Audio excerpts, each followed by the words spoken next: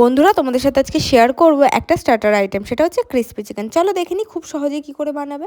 এখানে আমি boneless chicken ছোট ছোট করে কেটে নিয়েছি। এর মধ্যে আমরা মিক্স করব এবার ব্ল্যাক পেপার অর্থাৎ গোলমরিচ। তারপরে এর মধ্যে আমরা অ্যাড করব স্বাদ মতো লবণ, দিয়ে দেবো আদা রসুনের পেস্ট, আর লাস্টে কর্নফ্লাওয়ার দিয়ে এটাকে ভালো করে ম্যারিনেট করে রাখবো আমরা প্রায় 15 থেকে 20 মিনিটের জন্য। এর কমও রাখতে পারো, কিন্তু বেশিক্ষণ রাখলে আরও ভালো হয়। দেখতেই পাচ্ছ খুব সুন্দর করে মাখিয়ে আমি রেখে দেবো। এবার চলো অন্য কিছু দেখে নিই। আমাদের এখানে রান্না করতে বেশি কিছুই লাগবে না, লাগবে পেঁয়াজ, লাগবে এখানে লঙ্কা কুচি, লাগবে আদা কুচি, লাগবে রসুন কুচি। পেঁয়াজগুলো তো দেখলে কী করে কেটেছি। এখানে কড়াই গরম করে আমি তেল দিয়ে দিয়েছি, আর একটা বাটিতে আমি একটা সস বানিয়ে নেবো। সেটা হচ্ছে টমেটো কেচাপ দিয়ে দেবো এখানে সোয়া সস, ডার্ক সোয়া সস পরিমাণ মতো, মানে 1 চামচ দিলেই হবে। আর দিয়ে দেবো রেড চিলি সস। আর যেহেতু জিঞ্জার গার্লিক সসটা আমাদের কাছে নেই, তাই এর মধ্যে আমরা পেস্ট মানে অ্যাড করব হচ্ছে আদা রসুনের পেস্ট, হালকা কিছুটা পরিমাণ মতো। এদিকে আমার তেল গরম হয়ে গেছে, আমি চিকেনের পিসগুলো একদম মিডিয়াম টু হাই ফ্লেমে ভেজে নেব। বেশিক্ষণ না, 3 থেকে 4 মিনিট ভাজলেই হবে। আর এই দেখো সসটার মধ্যে আমি আদা রসুনের পেস্টের যে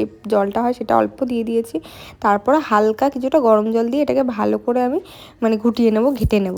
তারপরে এখানে দেখো আমার চিকেনগুলো ভাজা হয়ে গেছে, আর কড়াই সামান্য একটু তেল আমি নামিয়ে নিয়েছি। সামান্য একটুখানি তেলের মধ্যে দিয়ে দেবো পেঁয়াজ, আর এটা কিন্তু আমি রিফাইন তেলে বানাচ্ছি, তোমরা চাইলে বাটারেও করতে পারো। দিয়ে দেবো কাঁচা লঙ্কা, দিয়ে দেবো আদা কুচি, তারপরে দিয়ে দেবো রসুন কুচি। তারপরে এটাকে একদম লো ফ্লেমে ভালো করে কিছুক্ষণ ভাজতে হবে। তারপর খুব সুন্দর একটা স্মেল আসবে, তোমরা পাবেই। তখন আমরা এর মধ্যে দেখো, আমি তো স্মেলটা পেয়ে মনে হচ্ছে কি দারুণ, মানে জানি তো আদা রসুন মানে একটা সুন্দর স্মেল হয় তেলে ভাজলে, দারুণ লাগে গন্ধটা। জাস্ট আমি এটাকে ভালো করে কিছুক্ষণ ভেজে নিয়েছি। তারপরে এর মধ্যে আমরা দিয়ে দেবো সেই সসটা যেটা আমরা বানিয়ে রেখেছিলাম। দেখতেই পাচ্ছ সসটা দিয়ে একদম কিন্তু লো ফ্লেমে এটাকে কিছুক্ষণ 2 থেকে 3 মিনিট মতো নাড়াবে। দেখবে এটা কড়াই একদমই লেগে যাবে না। নাড়ানোর পর এটা দেখবে একটু তেলাক্ত ওপর থেকে ভেসে উঠছে, তখন এর মধ্যে আমরা যেই আমাদের ফ্রাই করা চিকেনটা ছিল সেটাই দিয়ে দেবো। কিন্তু তোমরা কিন্তু চিকেনটাকে ময়দা দিয়ে আরেকটা কোটিংয়েও ফ্রাই করতে পারো। আমি কিন্তু ডিপ ফ্রাই করি, মানে ডিপ ফ্রাই বলতে আমি কিন্তু ডবল কোটিং দিয়ে ফ্রাই করিনি। তো যাই হোক, তারপরে এটাকে আমি আবারও নাড়াবো লো ফ্লেমে কিছুক্ষণ, যতক্ষণ না একটুখানি টেনে আসবে। তারপরে এটাকে নামিয়ে নিয়ে আমি ওপর দিয়ে সাদা তেল দিয়ে গার্নিশিং করে নেবো। আর খেতে যা টেস্টি লাগবে, দারুণ। তোমরা চাইলে কিন্তু এটাতে ক্যাপসিকামও অ্যাড করতে পারো।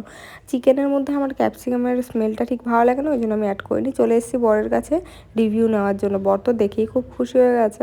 চলো টেস্ট করে বলুক কেমন হয়েছে। আর কিন্তু একদম সত্যি রিভিউ দিচ্ছি, যেহেতু খাওয়া হয়ে গেছে। দারুণ হয়েছিল খেতে, একবার হলেও বানিয়ে খাও। এত সহজ পদ্ধতিতে এত সুন্দর একটা রেসিপি রেস্টুরেন্টে গিয়ে আর দাম দিয়ে খেতে হবে না। বরের রিয়াকশানটা দেখে বুঝতেই পারছো হেভি হয়েছে।